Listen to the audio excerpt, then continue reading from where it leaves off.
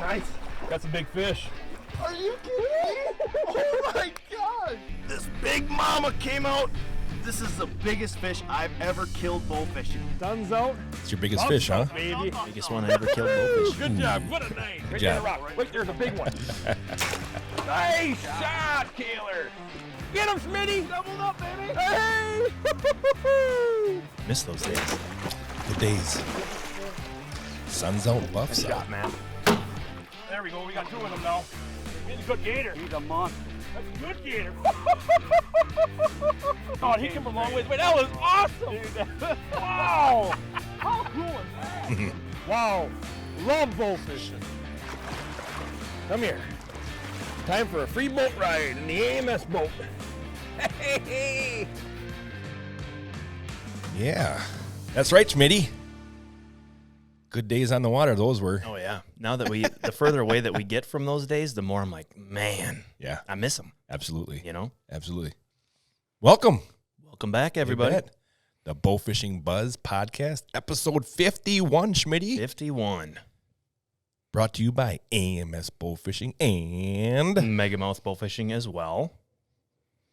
Yeah, we've got a good show. Yeah, absolutely. Almost didn't have this show today. Almost didn't have one because our special guest was a little busy with his job. Yep.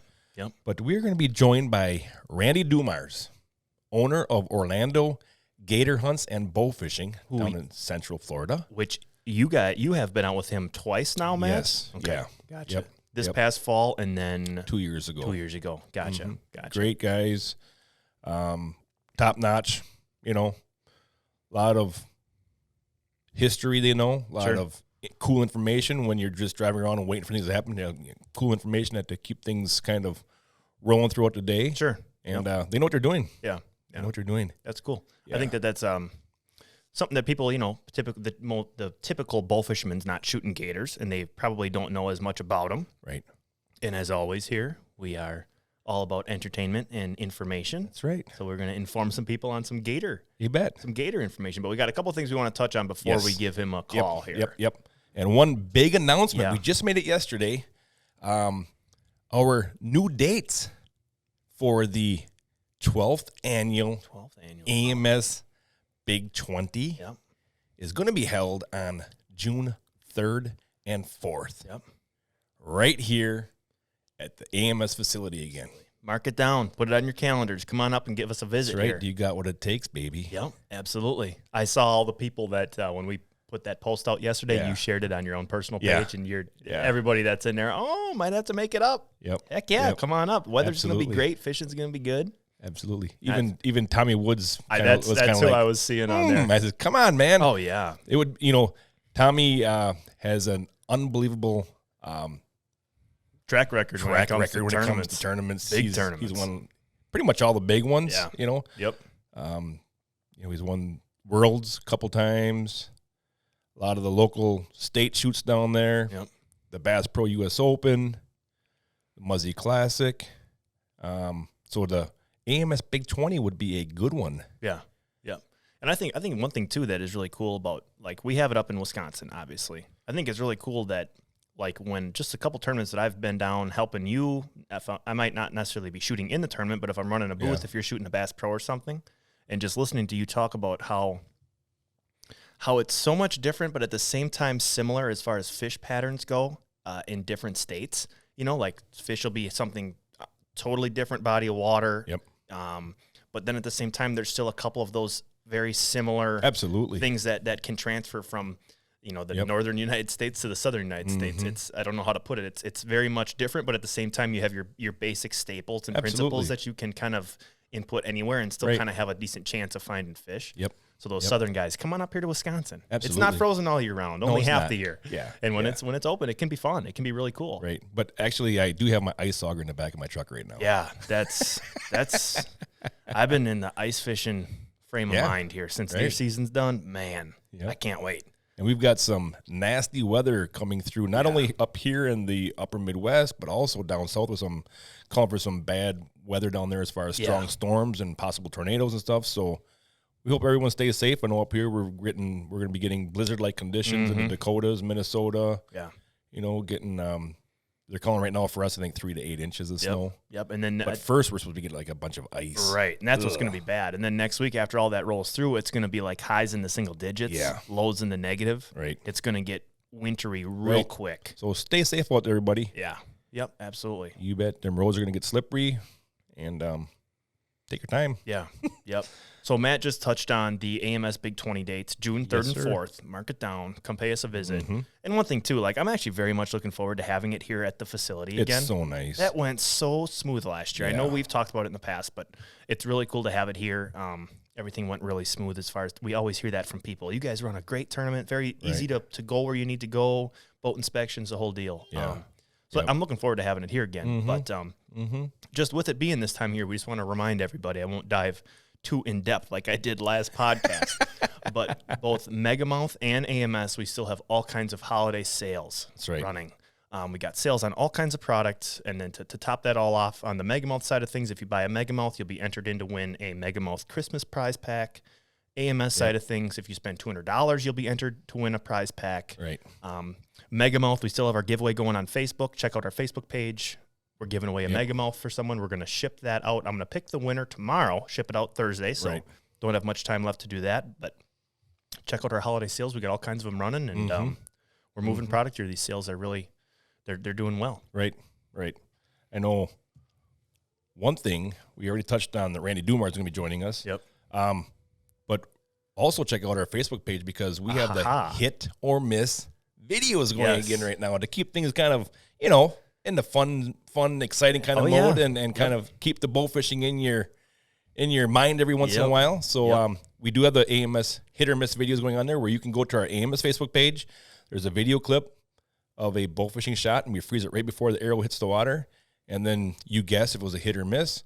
The following Tuesday at 3 p.m., we show you if it was a hit or miss, and we pick a winner, and then we play the next week's clip. Yeah. So actually today will be the reveal of week 1 of last week's hit or miss. Yeah. And somebody's going to win an awesome AMS leather patch. Look at those things right there. Fleece hat right there, or the AMS leather patch palm hat. I just want to show everyone how creative Matt is. I come up here and I'm like, wow, these hats are like displayed really nice. So I was looking at this palm hat. Here he's got a big game float as the you bet. Not only do big game floats the display work for your gator hunts, but they work for holding up palm hats. Absolutely. Just a little cheat code for everybody. Yeah. If you ever see me on a hit or miss, and if you've seen these hit or miss, what Matt does is he freezes the frame right before the arrow enters the water. And you have to guess based off that arrow flight, if it's a hit or miss.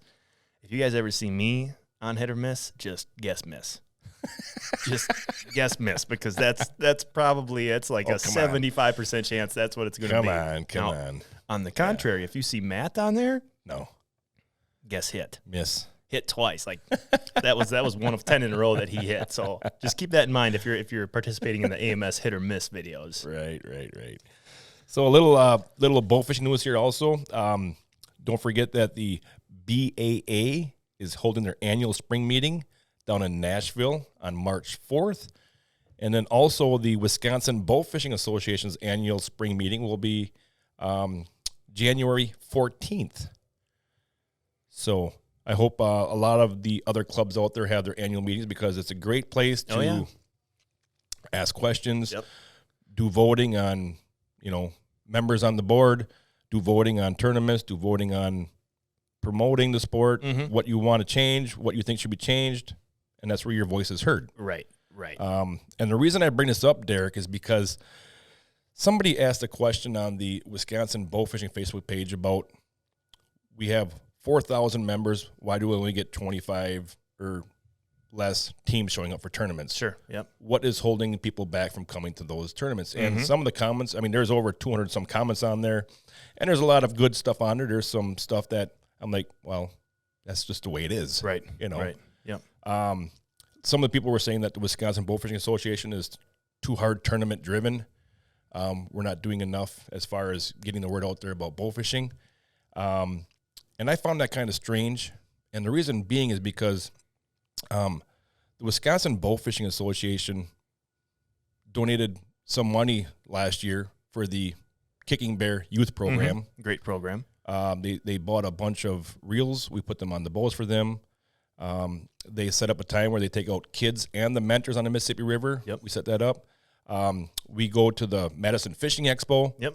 We have a booth there that explains why are we bow fishing, why do we do it. Right. We've got a shooting. We got the AMS mini boat there. Kids are coming up and shooting at gar and carp targets. Yep. We're doing all kinds of things. We're talking with the local DNRs about getting on these lakes come tournament time, submitting the tournament applications so we can have those tournaments on those lakes. Yep. So there's a lot that goes on.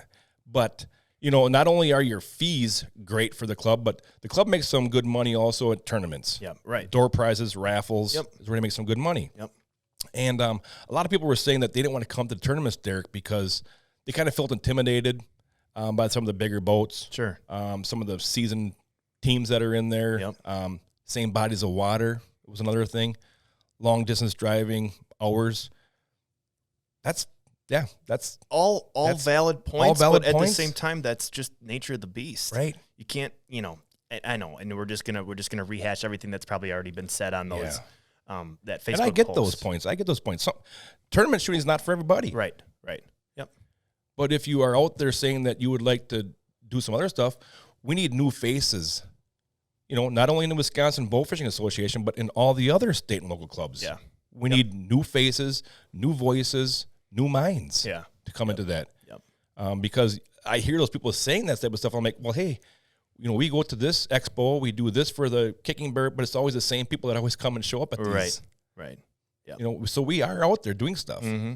And then another thing was, you know, some people wanted like a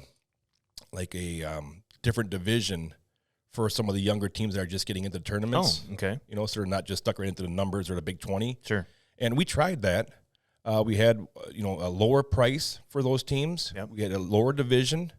And we put that out there at the beginning of the year. And we had like 1 or 2 boats show up. Really? So we would say, hey, guys, you know, there's only 2 boats in your entry level, right. you know, bracket. Yep. What do you guys want to do? Well, just put us into the other bracket. Oh, then, okay. you know? I was And going I to say, think that how one they team do finished that. like 3rd or Oh something. my like gosh! that, Wow. That one tournament. Wow. Yeah. Yeah. Yep. Yeah. So they are trying to do stuff. So there is stuff out there that is trying to be changed, Right. but we need those people to step up. Yep. We need those new voices. So, you know, I started shooting in the WBA tournaments in 2012. Okay. When I went there, I had 1860 Tracker Grizzly. Yep. Sure. I had halogen lights with the big 4,000 watt generator in the back. That Yeah. thing was a tank. It weighed Yep. about 500 pounds. It helped when we actually stood on the deck because it would level the boat out a little Yep. bit. Yep. And I had an 80-pound troller on there, a 50-horse tiller, you know. Did I feel weird? Yeah, I felt yeah. a little funny. Mm-hmm. And I tell you what, Derek, we got our butts whooped. Yep. We got our butts whooped. It's all part of the learning process. I come back to weigh in and shooting that night, and I'm like, holy cow, guys, we did really, you know, look at our barrels, man. We did good. Yep. You come back to weigh in, you know, and you're watching, I'm like, oh boy, Oh, look at them fishing that boat. it didn't Oh quite my do as good as gosh. we thought we did. Yeah, look at the fish on the deck of that boat. Yeah. Oh my gosh, we get whooped. Right. Right. But that just put that drive in there a Oh, little yeah. more. Yep. And, you know, do the hours suck? Yeah. Does traveling suck? Yeah. It's how much you want to get out of it, Right. you know? Right. Right. Yep. But I Yep. tell you what, I have met lifelong friends Mm-hmm. by competing in local and state tournaments. They help you whenever they can. You know, don't just sit back there and just watch. Right.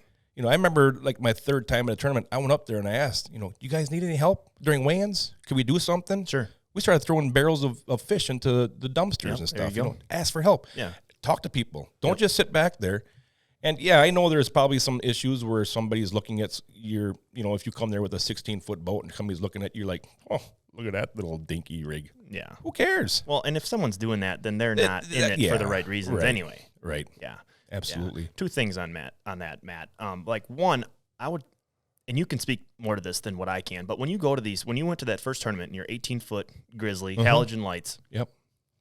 I would assume that you went there and in your first tournament seeing different boat setups, how people, you know, trolling motors, fans, airboats, the amount of knowledge that you learned of things that you could do differently to make yourself be more successful down the road, that's priceless. I'm No guessing doubt. you went that first couple tournaments, you're like, oh my gosh, we got to do this. Look at they over there. They've got their arrows in a tube. They've got their bows are mounted right to their deck. All these different things that you can take away from that Absolutely. to improve yourself. Learned a ton of stuff. Oh yeah, and think Learned of a all lot. the people, all the friends that you have. Oh, yeah.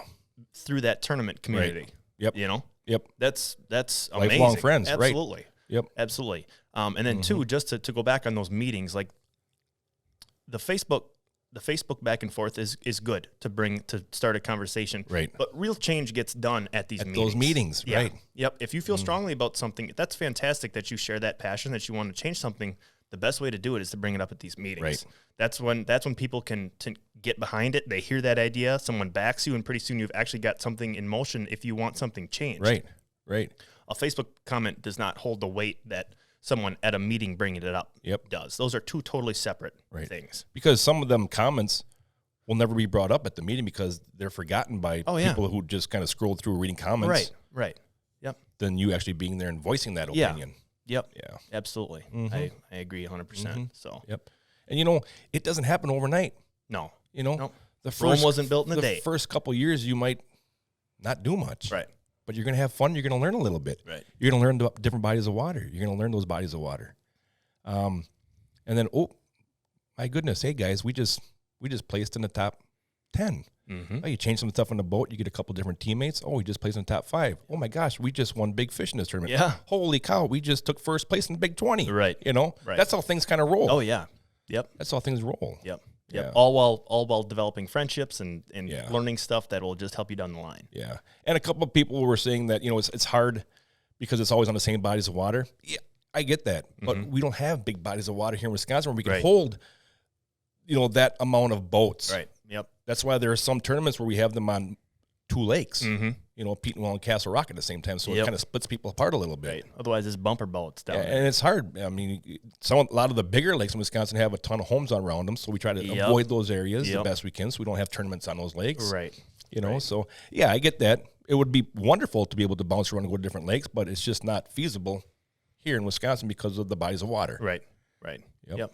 Yeah. And you got the Mississippi River, you got Green Bay, and you got, Castle Rock and Petenwell. You've got all kinds of options to go from the middle of the state. We open it up to state waters. I mean, you can go anywhere you want to. That kind of opens it up. For the Big 20. For the Big 20, Right. correct. Yes, that's what I'm talking about. Yeah. Instead of these, down south states where you've got big enough bodies of water that you've got a 30-team tournament and they're all on one body of Right. water or 2 bodies of water. Yep. But yeah, Absolutely. that's just always things to keep in mind Yeah. when you're planning tournaments, thinking about shooting a tournament, the whole deal. Right. It's a lot of fun. Oh, A lot of fun. Yep. Do you remember? I don't know why I am even bringing this up. Do you remember? It was you, myself, and Tim. We were on our way back from something, and just so you know, I woke up a week ago thinking about this, and every once in a while I still think about it. I think we were bowfishing in Illinois, was the state. We were up on the deck and we were testing some new product, and a gar rolled. Oh, God. In front of the boat. That thing was a beast. Yeah. Yeah. That was on the Ohio River. Oh, it was the Ohio River. Yeah. Okay. And I remember airmailing an arrow 2 feet above it and not thinking anything of it. And you and Tim got really, really quiet. And after about 10 or 15 minutes, you guys both told me about how big that gar was. That thing was big. Was that, we're years removed from that. Was that fish actually that big, or were you guys just giving me a hard time? That was a big long-nosed gar. That thing was a toad. Probably one of the biggest ones I've ever seen. Oh, okay. Yeah. One of I the told you biggest right we've ever away, seen. that was a state record. Oh. All right. Well, I'll continue to think about that fish then. I think about it all the time anyway, but I guess we'll just continue to relive that nightmare. Yep. Okay. Oh, All right. and on I a was just side note curious here, about that. I Schmitty, thought about that the other day. I'm like, Yeah. I got to ask Matt about that. that was a big fish. Okay. All right. That one gave me the, oh my gosh. Yeah. You know, when you see a fish, it's like, it takes your breath. Like, Yeah. That's a big fish. Yeah. You can't even say a word. You No. just make a noise. Yeah. On a side note, Derek, Okay. Yep. there are no BA records. Yeah. this. No Dustin Meisel. Exactly. This We week. got no Dusty. He must be taking a break or He something. He must be. What's up with that guy? Yeah. He's got to get back out there. Shoot us some more records. We need some content for the podcast. We got to do some crazy fish facts on some P-Mouth chubs. and Right. some All these sea crazy, robins these and- crazy species. Yeah. Yeah. Yeah. But that happens this time of year. Bowfishing kind of slows down, so there's not as many records. So right now there's no records to be talked about. Yeah. Mm-hmm. Yep. Yeah. So what we're going to do right now is, Schmitty, we're going to go to commercial break.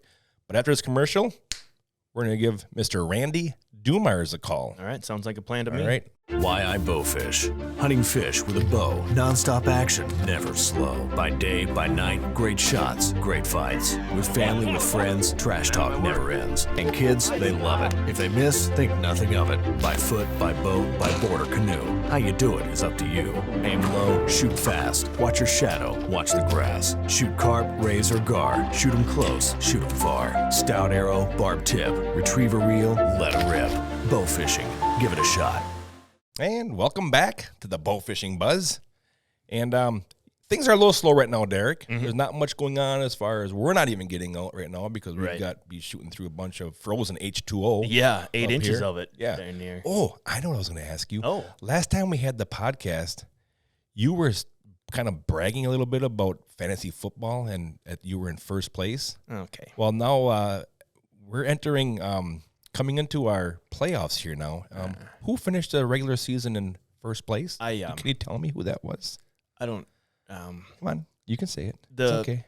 It's okay. Matt finished in first place, and I finished in You second did finish place. in second place. Yeah. So we each get a bye. Yeah. I'm just gonna throw this out there. Take it as whatever you want. I finished with almost 300 more points than Matt did, and somehow he still ended up in first place. But you know what? No Doesn't matter. excuses. Does not No matter. excuses. Nope.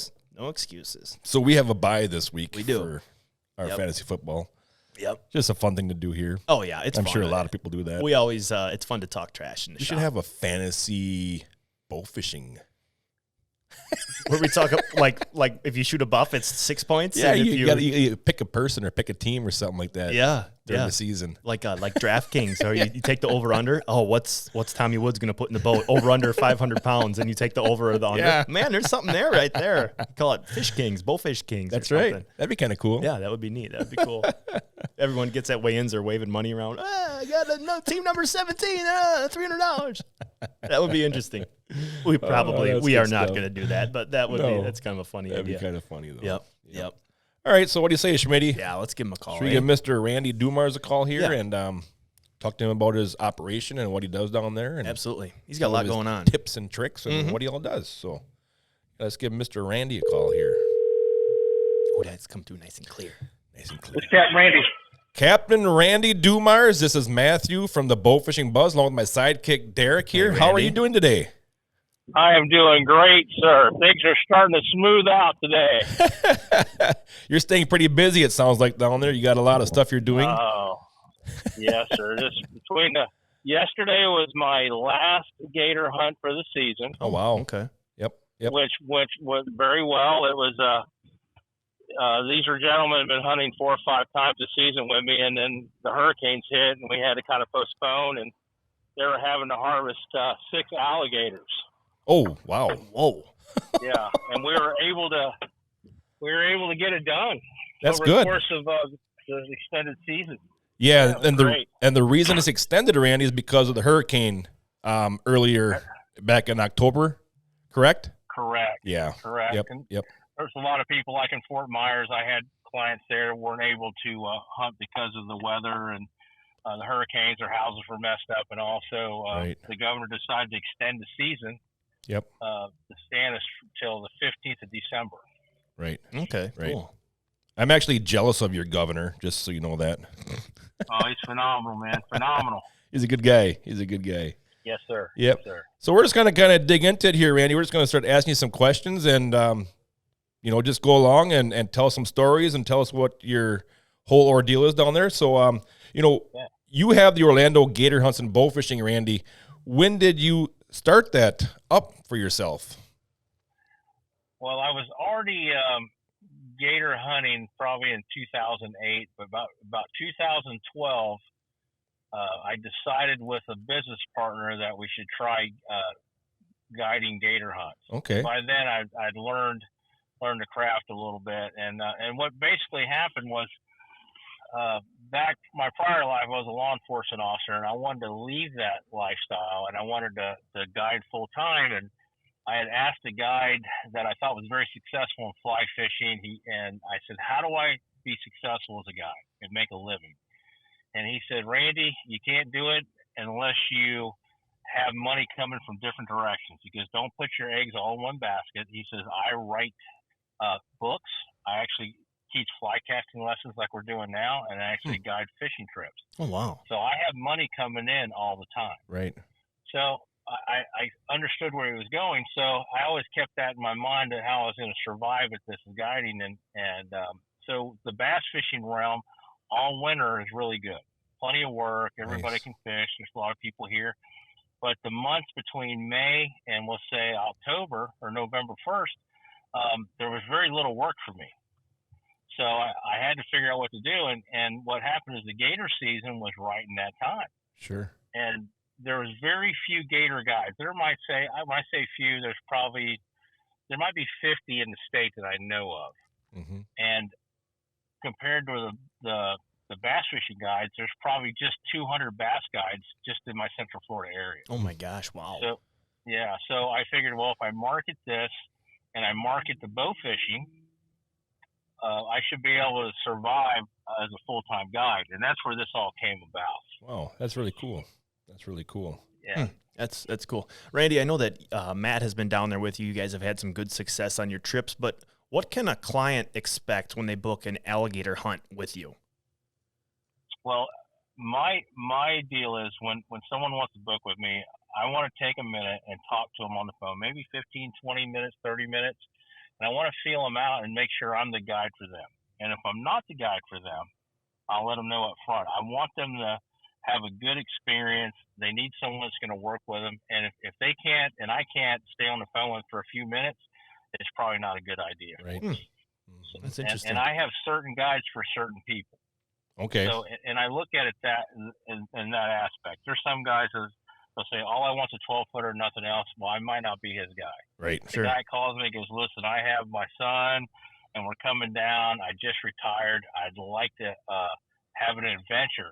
Yeah. And cross something off my bucket list. Yeah. Now that guy is the guy I want to spend my time with and have an excellent adventure because I guess over now I've killed so many gators. To me it's about the adventure and the time spent out there, seeing everything and letting people take it in. Yeah.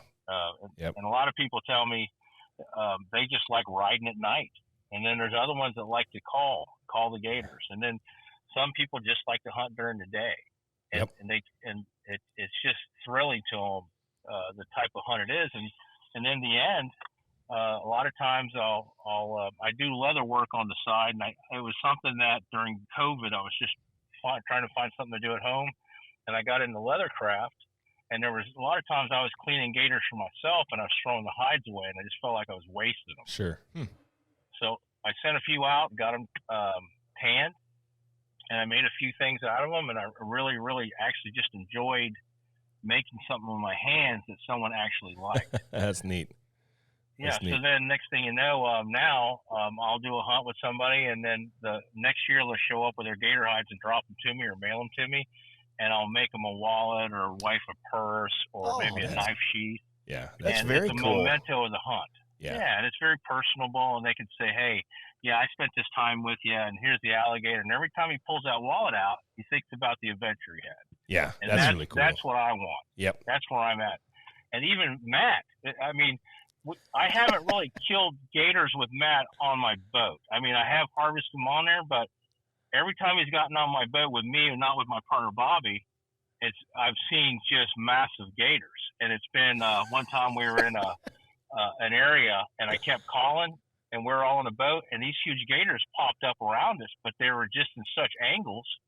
One popped up 5 feet away, but Matt was turned to the far right, and by the time he swung by, the gator was gone. It was just too much. He took a shot, which the only bad shot in this whole thing is a shot you don't take. Yep. Yeah, and that's how it is. But that day, to me, in my mind, this was a couple years ago. It was epic. I mean, the guys in the boat's like, dude, that's the biggest gators I've seen in 3 years. Oh, I said, I don't know why. Matt gets on the boat.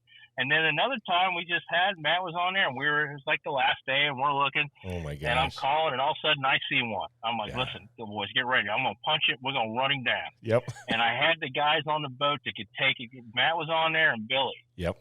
And these guys both can shoot very good. From all the people I have, very skilled. And we rolled up there, and Billy got a shot off, and I heard that thud. I'm like, oh my gosh, we're gonna get a 12-footer. It was cool. And, it was just intense. Yeah. and the arrow did come out when he started pulling through the weeds and all, but just that whole thing there, that made that whole couple days. That was all the only thing I wanted to see. It was such an intense thing. It was a huge gator, something I'll never forget. Yep. I mean, but to kind of put you in the scene. So we're creeped off to the side into the thicker stuff, and Randy's calling. We're calling for a gator, right? So we're sitting there and the speakers are going, and we're sitting there, and nothing's happening. And he's like, "All right, guys," he said, "We're gonna move up to the next spot."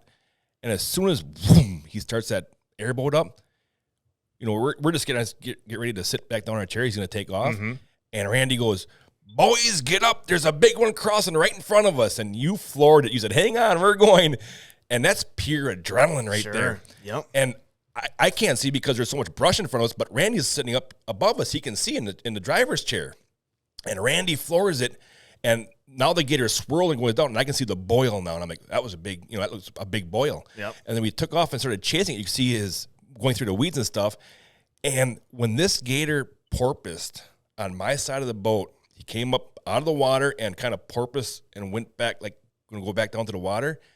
It reminded me of Godzilla. Oh boy! Oh my gosh! I could see his big jowls. He opened his mouth a little bit. I remember seeing his mouth opening up, and I could see his long. I knew it was a good gator because I could see the length of his nose. Sure. But it was just and that water is so dark stained, but yet you could see it white on his underside came up out of that water, and the water coming off him. And Billy took a shot, and I took a shot. I missed, and Billy hit, but we eventually ended up losing that gator. But what a thrill that was! I mean, it was just so cool. Yeah, it was unbelievable. I actually really liked that. Funny. Yeah, you went from a relaxing situation, we're looking at everything, to Randy saying, "There's one, we're going to get him," and I punched it, and the intensity, the tempo went up. Oh yeah, 100%. Oh yeah, it was there. It was. Then we had to come down and decompress a little bit and relax because when we lost the hook, we were all looking at each other about to cry. Yes, the gator came off. Yep, we were. Oh man, but I remember you saying, "All right, boys," you said, "We only got about another 30 minutes left of our hunt." He says, "We're going to go cowboy style, so hang on and get up there and hang on, and we're going to go look for some." And that was just cool doing that. We actually ran up on, I think, one more after that, but it was just so cool, And that's one thing I want to bring up, Randy, is, I know there's a lot of different techniques that can be used to harvest gators and to go hunting for gators. You want to tell us kind of what some of those techniques are? And do you have a favorite of any of those? So what happens is that there's so many different guides and everybody has a certain technique. And a few years ago, I started messing with calls, and they were legal to do. And I would just sit out there and play them. And what got me intrigued the first time, I had put out some baits in front of me, and we're waiting for an alligator to come up because the people I had weren't very experienced in this. So I said, we'll put a bait out, let them eat it, and then we'll work from there. So while I was playing the call, trying to get the gators to come to the boat to find the bait, a gentleman looks back and says, "Hey, Randy, hand me a sandwich." And when he does, he looks back and says, "Hey, listen, there's an alligator climbing over the back of your boat." Oh, my gosh. What? So I turn around, and there's a 7-footer halfway into the boat. Oh, my goodness. Oh. I'm like, so when the gator sees us, I see him, I'm like, whoa, whoa, whoa, whoa. He takes off. Oh, my gosh. So I'm like, hey, there's something to this. Yeah. Yeah. So I started experimenting, my partner did, and I got to where we could actually do a call and call a gator to a distance and have them come to us, almost like turkey hunting. And the thrill of seeing them come through the bushes, some are very calm and come through, and some come through like Godzilla, and and the people won't even hardly sit still. I'm like, look, don't move, please don't move, he's coming. And they're like, well, he's going to jump in the boat. I said, no, he's not. He's just trying to scare what he thinks is trying to eat the baby alligators. Yeah. So he's coming up here to make sure they know he's coming, and that's what it is. So it can be very intense. Yep. And I have clients, that's all they want to do is call gators, and that's it, because they like the thrill of them coming to them and things like that. And then other times, so during a hunt, I would like people, when I first meet them, I want to say, listen, we're going to come out while it's daylight. We're going to call these gators. You get to see the boat, see where your footing is, see everything that's going on before it gets dark. So we'll just go out and enjoy the day. We'll be quiet, and we'll call and see if we can get one. If not, then we'll start running at night, running and gunning, and try to get an alligator then. Mm-hmm. And those are typically what most people want, because they want a thrill of a hunt. They don't want to see the reason I don't really bait for gators, they get some really big ones that way, but it's a lot of sitting and doing nothing and waiting. Yeah. And most people want to run and see it. And it's just like the guys I just had a couple days ago. They took a 12-footer. The guy is from Michigan, is a bow fisherman, big-time bow fisher. Mm-hmm. Tells me, hey, we're coming. I'm great with a bow. I bow fish all the time up here. I said, okay, I got an AMS hooligan. He goes, great. That's what I use at home. I said, Perfect. awesome. We're good to go. Are you left or right-handed? He goes, I'm right-handed. How are you at AMS stuff? Because that's all we use. I'm like, boy, the day's getting better by the minute. I'm like, this is going to be great. Nice. So what I do find out with all my clients I get, majority of the people that step on the boat for a bow fishing trip or gator hunt that uses bows, they all use AMS equipment. That's awesome. So it's nice because it's uniform. They can grab it, so forth. Yep. So we go out. We're getting ready to go out and leave the fish camp, and the guy says, hey, what's the chance of getting a 12-footer? I said about 2%. Yeah. But I said typically a 6 to 8 foot's what I see. I said those big ones didn't get big by being dumb. You might get a shot or two, but it's just 2%. So I said, gentlemen, strap in. We're fixing to get. So everybody sits, and I punch it. So I roll out of there, and as I come around, here comes a 12-footer, jumps off the bank, just about like Billy and Matt, same situation. Wow. So now I'm screaming, shoot him, you know, and the airboat's so loud that I have to be loud because the motor's loud. Yep. So I'm screaming as loud as I can, shoot him. Everybody's dancing around. The gator goes down and pops up. The guy pulls back the bow and lets the arrow fly and pops him about behind the hind legs. Okay. And let me tell you, that's when it got real then. Really? He took that line out of there like you would not believe. Whoa! And I'm waiting for the float to pop off. Well, what happened was a piece of line got hung on the reel. So when it went, he held the bow. I said, don't let go of the bow. And the handle popped off. Oh, wow. With a float. Yeah. Oh, my goodness. But I'm like, man, I'm glad that's 500-pound line. Yeah. You know? Yep. Because it doesn't matter what the money is now because it's all about getting that gator. Right. It's got to be, you know, I'm trusting this line's going to hold. And let me tell you, that line held really well. He took off. He had a trash bag can lid of vegetation going through the water. It looked like something from Jaws. I'm like, you got to grab that. They're like, we're not grabbing that. Somewhere in there's an alligator. I said, bro, you got to grab it. So I took a treble hook and grabbed the line and pulled it up. They cleaned it off. I put a gigantic crab float on it. I said, okay, we got him now. Give him a minute to calm down in open water. He hasn't come up for air. And let's get a game plan. We'll get him up. So now they're just so excited beyond belief. Yep. Yeah. Yep. So here I am. I give him another bow. Get ready. I need you to put another line in him. Okay. I need something else in him. So I said, you're better a shot. So the other two, I give him rods, and we snag the gator, and we start pulling him up. I said, when he comes up, drop another arrow at him, just like you did. Everything the same, buddy. Everything looked great.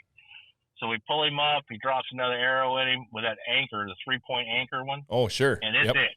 Yeah, it's it. Now I feel good now. Now I'm like, this is coming home. We're going to actually have a gator with it. So we get it up. It's massive. It's just so big. I had to put a snare around its head, a steel snare, and pull tight, and then I hit it with a bang stick. And then he was so big I couldn't get him in the boat. Oh, my gosh. So I'm like, hey, you got to hang on the snare, someone else hang on the rope, and I'm going to idle back to the ramp. Oh, my gosh. As I get back to the ramp, it's duck season. So there's a lot of guys there, so I call my other gator guy and say, hey, I need your help. Get down to the ramp and help us. So I show up there, and it takes 7 of us to load him. We took towels and folded him in half, and he got on the side, and we all got him. We lifted the gator up and got him in the bed of the guy. Wow, that's crazy. A big old toad. Gator. You got the king of the lake there. Yes, sir. Yes, sir. And then the AMS reel seems to do really well with the crossbow. I'm amazed how good they work. And your bolt's got some good water penetration. Yeah. Yep. And and it gets in there. Right. And it's been real good. You were talking about your technique there with the calling, and one of the things that was really cool this year, Randy, was when you were had us out there, and we had Wendy and Alyssa in the boat, and they were using the crossbows, and Wendy got her gator. But when we set up for Alyssa and that little canal, we were tucked back into those weeds there, and you started calling, and that gator came up through that canal, and you said to Alyssa, just keep sitting down, just keep sitting. And that gator literally came up and went right to the front of the boat. He disappeared. He was so tight to the boat. He disappeared. Yeah. And you said, he got his head underneath the front where she just reach up and get him. Right. Yeah. Oh my gosh. And you said to Alyssa, all right, get up, walk up there and shoot him in the back. That's all it was. It was just that calm you were, Randy. Yep, walk up there and shoot him in the back. And Alyssa gets up. Why I was calm? Because everything was too perfect. Yeah, right. Exactly. Yeah, this is not going to happen. It's too perfect. Right. Everything's too perfect. The gator's big. He's coming in. Yeah. She steps up. I was like, what's going to go wrong next? Because it's usually havoc on the gator hunt. Right. And everything was perfect. It was. It was crazy. Yeah. I was like, you must shoot a lot, hun, because that was perfect. She goes, I shoot some, but she did great. She did awesome. That's cool. Yep. I was really impressed with the two ladies. Yes. Yep. So, yep.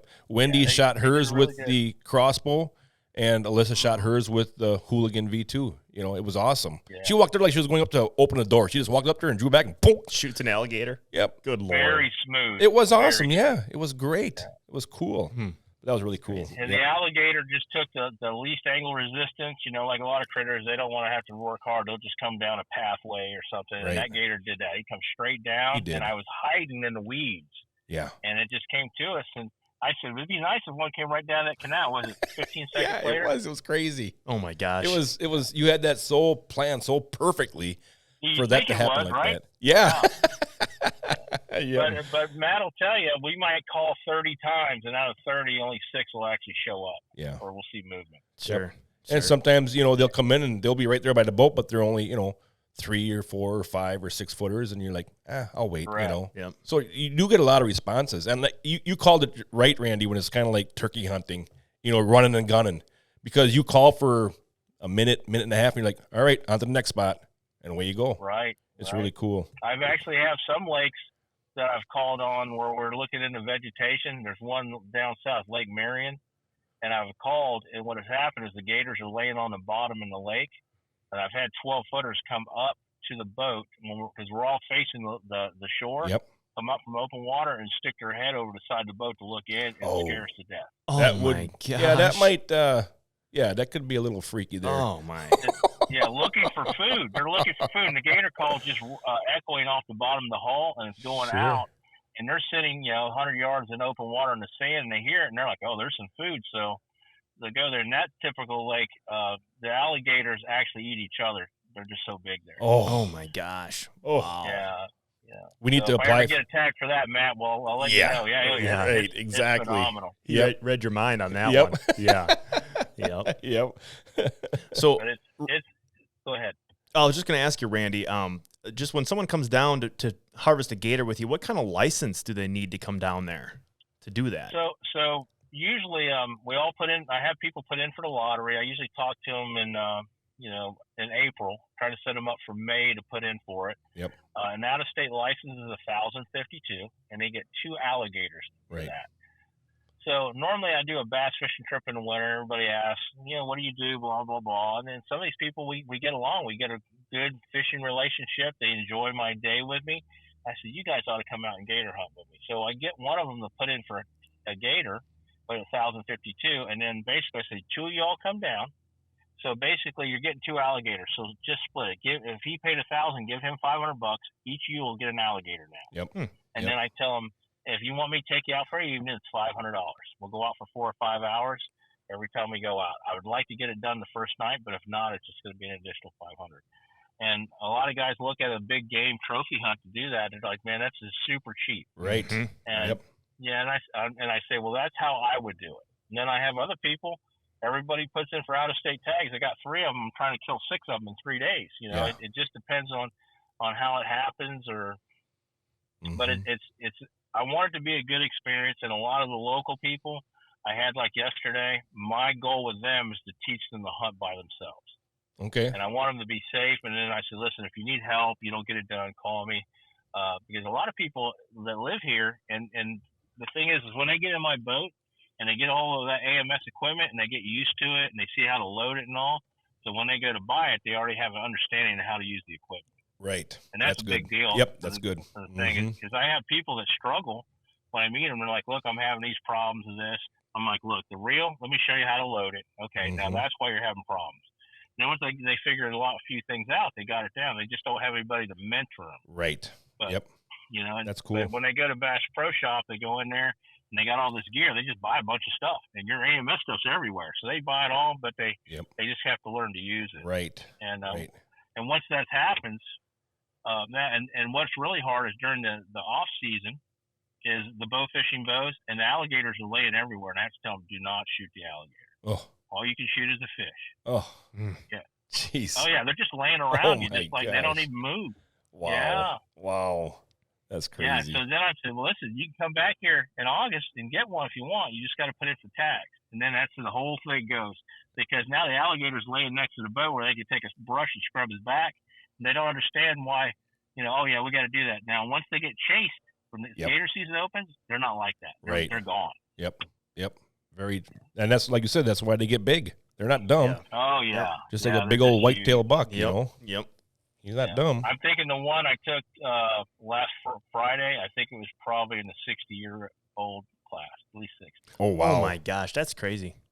That's huge. That's a big one. So I told him, let me know if you find any musket balls under his skin. Yep. So, Randy, what happens once the gator is harvested?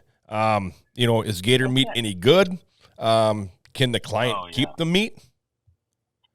Yeah, so I try to do the very best job at guiding the alligator hunt and preserving the gator to go to the processor. So we have processors in the area. Yep. And I have forms that I give them. I say, this is what you can do with the alligator. The meat is excellent, especially the 7 8 footers, 6 7 8. The meat is just phenomenal. And if it's processed properly, it's very palatable. Yep. So I tell them if it were me, I would take the alligator, we'll drop it off. You can call them, tell them what you want to do with it. If you want it tanned, so you can have leather products of a memento of the hunt, or you can have the skull mounted.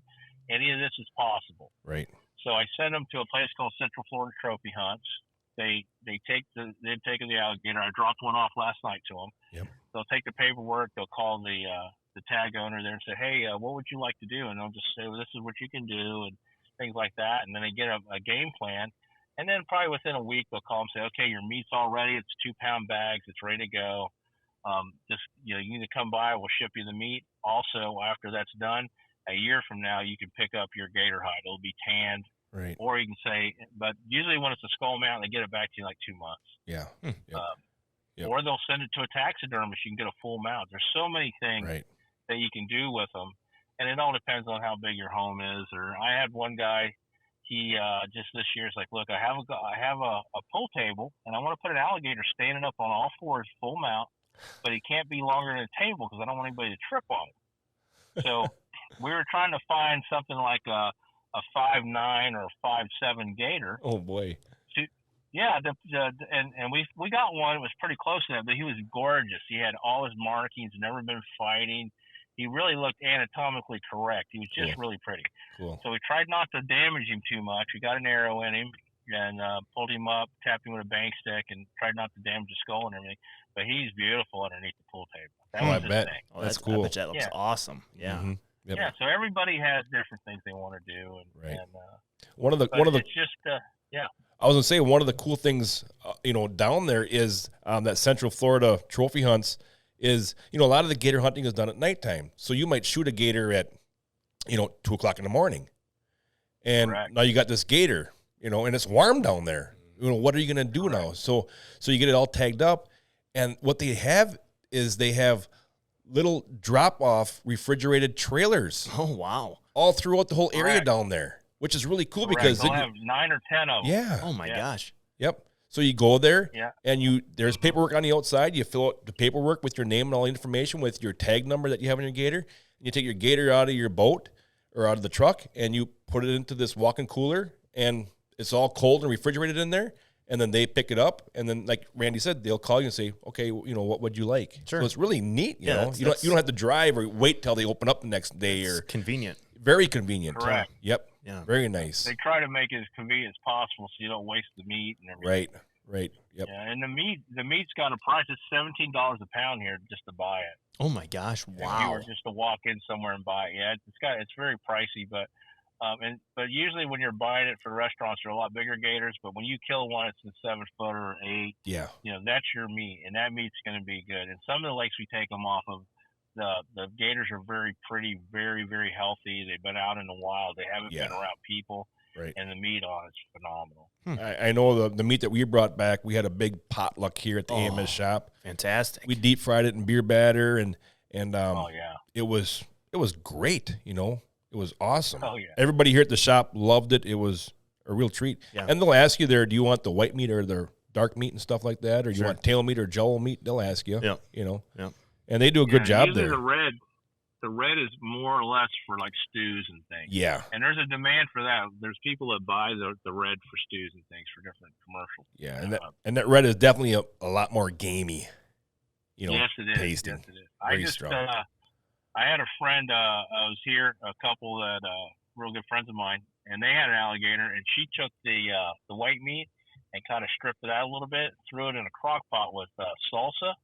Ooh. And peppers and onions in a crock pot and cooked it down, and I had it on a fajita, like a burrito. Sure. Let me tell you, that was it was excellent, tender as could be. Just you couldn't tell. You're like, is that chicken or is that alligator? It was so good. And she cooked it for like 3 hours, and we had it on like burritos. It was very nice. Nice. That's I'm a great getting hungry. idea. Yeah. Getting hungry. Getting hungry. Yeah. So, Randy, just through all of your time down there chasing gators, do you have any interesting facts about the alligators that people might not know about? Oh yeah, there's so much. So before I started guiding for them, I ran a tour boat, a commercial tour boat, airboat, where I take people out and show them the area and things like that. And the American alligator is a phenomenal critter. It can lay 50 to 60 eggs. Oh my gosh! And their survival rate is like 50% on those eggs. That's pretty good. That's really good. It's excellent. Yeah. They survive real well. They once they get going, they grow a foot a year. And then what happens on the sexes of an alligator, when they build a nest, they lay the eggs in it, and the sex of the alligator depends on the position of the egg. And they say that a male and a female alligator is only 1 degree difference. So if the warmer ones are on top of the nest, those will be female. The lower ones will be male. No kidding. And so that's what happens. They're very territorial. And the thing with the American alligator, they're not very good at reproducing in captivity. So they actually have licensed contractors that go out with small airboats, and they have a helicopter, and they'll get a permit for a certain lake. They'll say like Okeechobee, for instance. Everybody knows that lake. It's such a big lake. They'll do north side 1 year and south side the other year, and east and west, and they'll harvest the eggs. And when they harvest these eggs, if they take them at a certain time, they pick the egg up out of the nest. So one guy's keeping the alligator at bay while the other one's trying to get the eggs out. I'm not sure which job's better to have in this. Yeah. All right. So I see them. So what I see happening when on my fishing trips, I'll see the helicopter come over. He'll get right above the nest. The airboat will come to it, and then he'll go to another nest and another. It'll be 6 or 7 airboats working. Oh, wow. And they'll just go to the nest, and they'll do a circle around it, try to push the female off. And the female, she gets mad. She'll pop down the water, and she'll be there. She's waiting for a chance to hit him. Yep. So the guy has a bamboo stick, and he's just walking to keep her away while the other guy's reaching in and getting the egg. And then he puts a little black dot on the egg so he knows what position they are, and then he sets them in a little nest and takes them back. Oh. Now, once he gets all these eggs back and they get them all, one guy takes like a clear shot glass and he holds it up to the sun, and he looks to see if the egg is viable. So if the egg is viable, then they take them. If they're not, then they discard them. So they go through this. And what it is, if they move the egg before it's a certain time, so many weeks or so many days, they can actually kill it by moving it because it has to sit and develop. Wow. So there's a lot to it. And so they take these eggs and they put them in like plastic totes and peat moss, and they put them in a warm warehouse. And then when they think they're ready, they just go by and they shake the boxes. And when they hear the baby gators make noise, they pull them out and they move them into a little light water place. and then they start feeding them, and those alligators will actually go to gator farms. Oh, no kidding. But without doing that, there's no way they could get them. So they have a very hard time reproducing in captivity. So they just go out and they get the nest. Now they rotate the lakes, and some lakes they don't even let them take them off, but they do rotate areas, and some private property that rotate out to get these eggs. Sure. So it's very interesting to see. And an alligator, he can eat every day, or he could eat once every 6 months if he had to survive. Oh my gosh! Wow. And, I didn't believe that, but when I was a young man, I had a friend who was a fisheries biologist that was an older. He used to be a pro football player. His name was Bucky Wagner. Played in the 70s, and Bucky was a biologist, and he had some guys go out. I remember I was probably 19 years old, 20 years old, and they go sample. Well, they caught an alligator, or a few of them, and they were tagging them, doing some DNA testing on them, and then they would release them, just little gators. Well, one of them was about 4 foot long, and they had a rubber band on its mouth. And the thing got away with the rubber band on its mouth. So 6 months later, oh boy, one of the biologists out there saw him and caught him, and he had a rubber band on his mouth, and he was still alive. Now, he might have been scrawny, but he was still alive. Wow. Okay, that definitely proves the 6 month thing. Jeez. Oh man.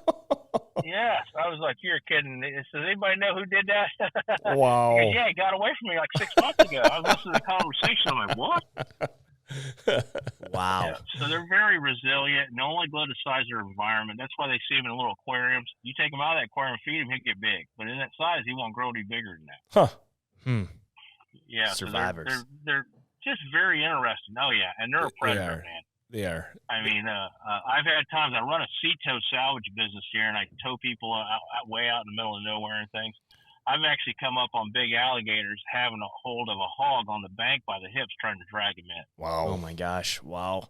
Yeah, I'm like, what is that? And I'm like, what is going on up there? And I get up closer, and he's got him, boy. Really? He's heading down. He's gonna take him and drown him. Yeah. And I'm like, wow. And then I don't know, Matt, if you were here yet, or if I told you. Did I tell you about the guy who got attacked right by where in Kissimmee? I don't think so. I don't think so. No.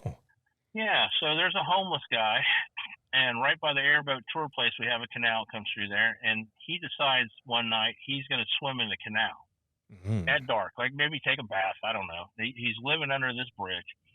Well, he's out there. It's like 9 o'clock, 10 o'clock at night, and he's there taking a bath in the water.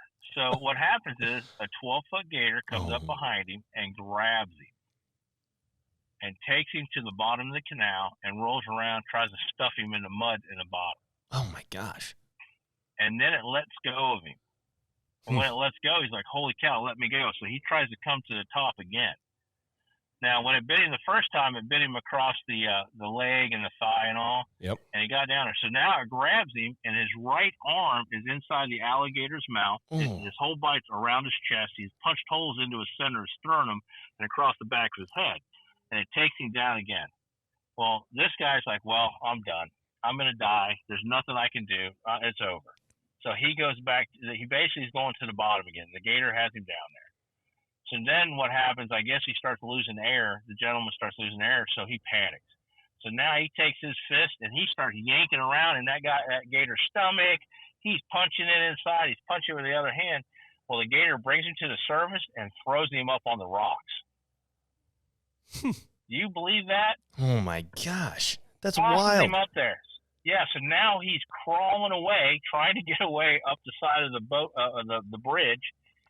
Gets up there, starts crawling across the road up back to the other side because he has a cell phone there. So, I told you I used to be prayer law enforcement. So my family here, we're all law enforcement officers, one or better, still working. So one of my nephews sees a call come across the comms center and says, alligator bite, such and such. So it's like 10 o'clock at night. So he rolls on over there. So as he gets there, someone flags him down and says, listen, there's someone on the bridge. Looks like he got hit by a car. He's bleeding everywhere. I go, well, I'm heading there right now. I'll go check it out. So my nephew, Chris, pulls up and goes, hey, are you okay? He goes, man, I got bit by an alligator. he goes, he's down there. He goes, so he takes his light and swings over the side, and there he is, 12-footer. Oh my God. So he says, he calls a nuisance trapper in. Says, hey, I had one just bite this guy. I'm going to take him to the hospital. And get an ambulance rolling to us. So they go out there, and the trapper shows up within an hour.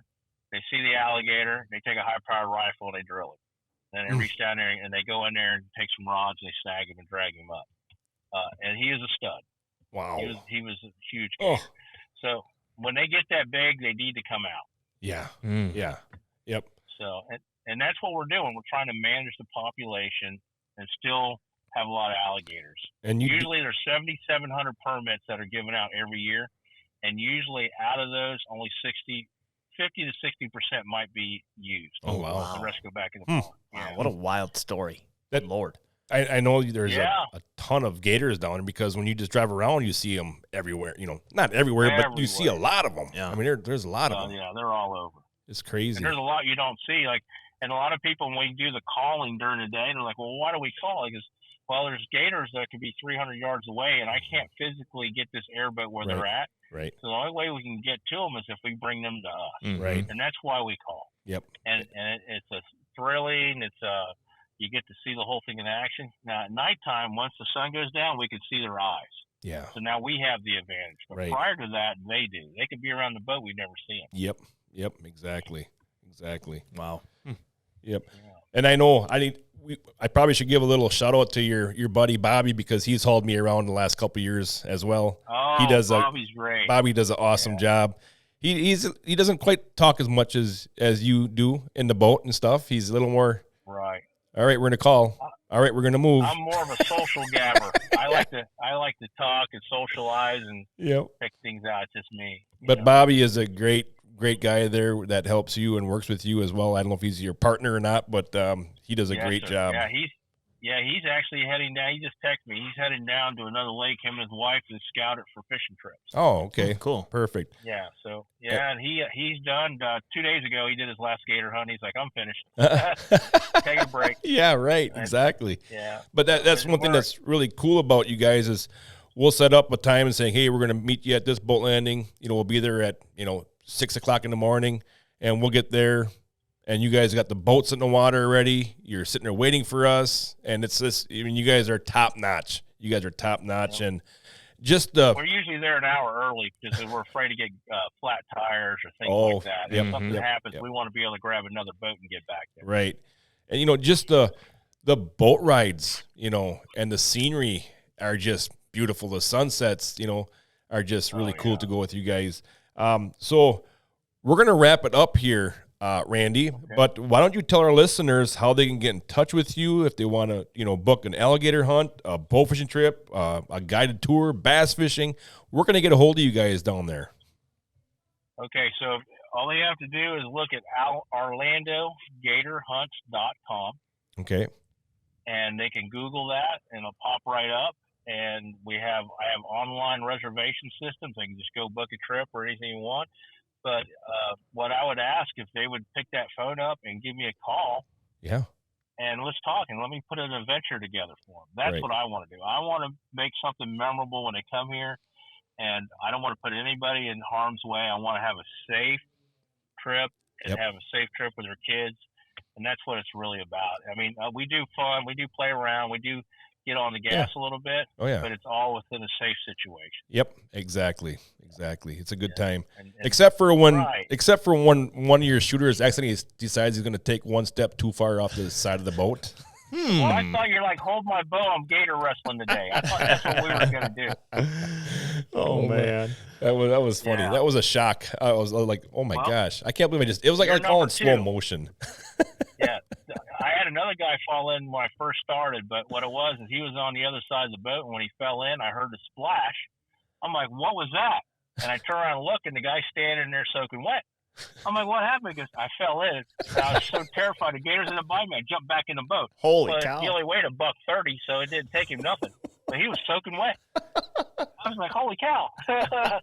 So, yeah, he said, all I could think of was the gator was going to bite me. But when you went in, I snatched on the line one time to make the gator pull away from us and move out. Yeah, because that was I actually started falling, and I remember looking down, and I'm like, right there's his tail. Oh my God! You had a gator right by the boat when it happened. Yeah, I was trying to Yeah. get a backup Yeah. shot into it. Yep. Yeah. Yep. Yeah. Wow. Yeah, and then I always carry a pistol on me if something happened out of Yeah. dispatching. But It was it was funny. in a safe. Everything was still controlled, so Right. I wasn't worried too bad, and it was shallow water. Yeah. But it was interesting. But the whole day was epic. I mean, Oh my gosh. that Yeah. happened, and her going up and taking that alligator and stuff. And how's your wallet holding up? It's awesome. Yep, Bobby. Oh, good. It's awesome. Good.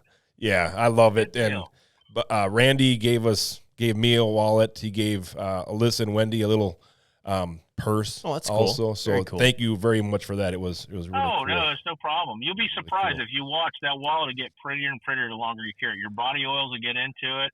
Okay. And like I said, that's just the momentum of the hunt. When they think back and they see that purse and all that, I remember we went to Florida and we did this. Yep. That's why, because it's That's around you, it's here and there. Mm-hmm.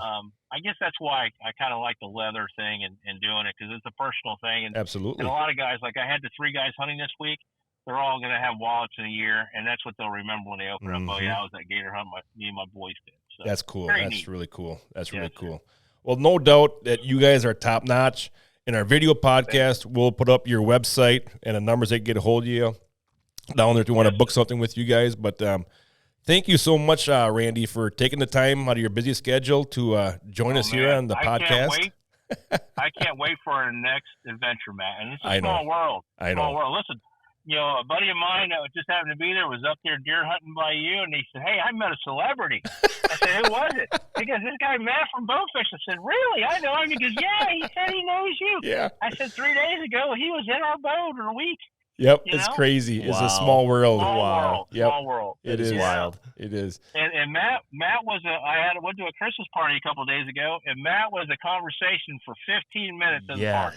Yes. Yep. Yeah. So, places you go, the people you see, and AMS Bowfishing, people know you. It's a brand, That's It's cool. excellent. That's cool. Yes, sir. Yep, it's awesome. And next time I'm down there, Randy, I want to do some more of that cowboy style chasing.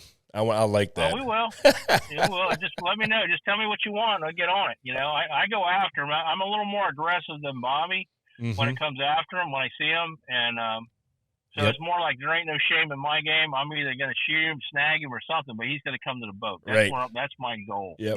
Cool deal. That's awesome. That's awesome. Yes, sir. Well, Randy, once again, thank you so much, and best of luck down there moving forward the rest of the year here, and have a good Christmas and a New Year and everything down there. Yeah. And thank you for joining us, and Awesome. we'll keep in touch and appreciate it, Randy. Please do. Please do. It was a great experience, man. I had a great time. You bet. Thank you, Yes. man. Yes, sir. Thanks, Take care. Randy. Bye. Let me put an adventure together for you. That is an amazing way to just show that he cares more about the experience for Yep. his clients than it does. That when he said that, I'm like, that is such an amazing way Yeah. to look at that when you have someone who's interested in coming down with you. Absolutely. Let me put an adventure together for you. And that's what it is. It's an adventure. Yeah. The airboat ride. Mm-hmm. How many people ride in airboats? Right. They get on that for the first time, they're like, Yeah. they hear that, boom, you hear that start up and Yep. take off across the water, and the moss hanging from the trees along the canals, and the atmosphere down there has got to just be wild. yeah. And the funny thing is, we'll be like cruising through a bunch of thick brush and stuff like that, a bunch of swampy areas and Yep. stuff like that. Yep. And we'll pop out into the open water, and you're like kicking the branches off your pants and off your hat and there'll be like frogs and all kinds of other little insects and Oh stuff my just gosh. everywhere that were in that brush, Sure. Be little frogs sticking on your boat. There'll be Oh like my sticking on your gosh. shoulder, on your hat and stuff. Wow.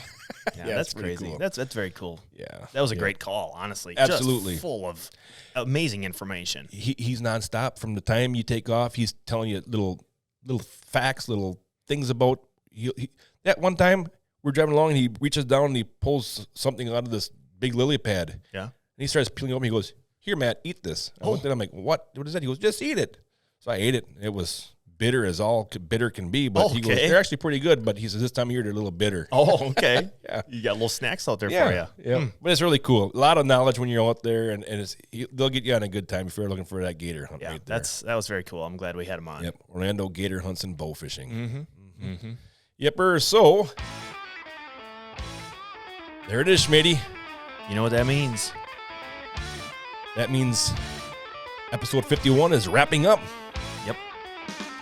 We're probably going to be, this time of year, slowing down on our podcast. We're thinking maybe like once a month from here on out after today. Yeah, once a month out until April probably. March, April time When frame. things start picking up. We start shooting fish again. Yeah. But all of us here at Amos Bowfishing and Megamouth, we hope you have a great, great Christmas. Absolutely. And a happy New Year. Yep. And we'll see you once in January, once in February, once in March, and then we're back on the 2-week schedule. Yep, absolutely. Because there's a lot of stuff going on. We got trade shows coming up. Trade shows. You and I are going to be in Fort Worth. You'll be at Phoenix at the same time. We got the ATA show coming up. Ice fishing, not shows, but trips. Yeah, yep. Our fantasy football playoffs. That is very important as well. Yep. Good And time then of year. Yeah, and then we're going to be back in the water sticking fish. Absolutely. bet. Absolutely. So from all of us here at AMS Bowfishing and Megamouth Bowfishing, we wish you the best of luck. Thanks for listening. And remember, aim low and think big. Thanks for tuning in, guys.